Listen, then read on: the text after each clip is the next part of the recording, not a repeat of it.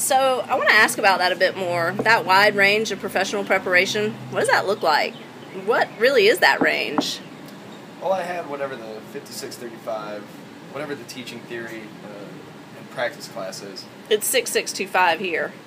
So that was really my only direct teaching instruction. Yeah, same here. So I think most of them essentially experience and professional development and observing other teachers. So I think that's where my training...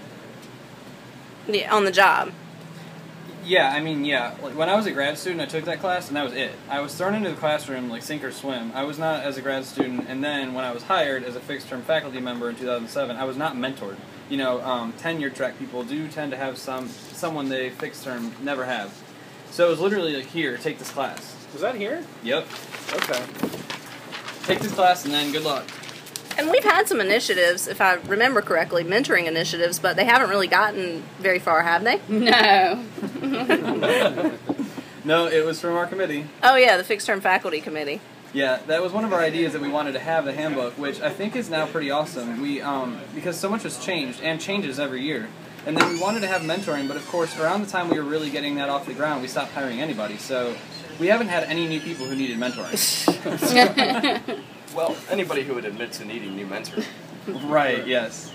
So what about the rest of your preparation, whatever that might be? Is it school, maybe previous experiences? What does that look like? Everything he said is true of me as well. I had that one class, and then the rest has been observing and learning by trial and error. Yeah, and the workshops that we have. Mm-hmm. And I do keep up with pedagogical research. I spent an entire summer just throwing myself back into the research element of it and really trying to understand what I need to do to readjust and adapt. But that sounds like more of an individual pursuit in the journals. Yeah. Okay, interesting. So those of you that had training at other schools, what was the big, eye-opening first semester, or what did you do after the first semester to change from the different student body? Well, that was a long time ago, and that was over 10 years ago. So it's difficult for me to remember, but I would spend a fair amount of time talking to the comp director, who is at XYZ University. We didn't have any kind of mentor program, but we all had to take his class, and he was a very approachable dude. So I spent a fair amount of time in his office that first semester talking through things. Oh, shit. Yeah, let me get that dude's number from you, man. I went through a lot of those workshops with the current comp director for grad students. That helped a lot too. Those are really helpful. Actually, my first year here, I went there to a number of those. When I came here, my process were focused on taking students into academic debates as such. I soon learned some students don't see themselves into academic debates. Yeah.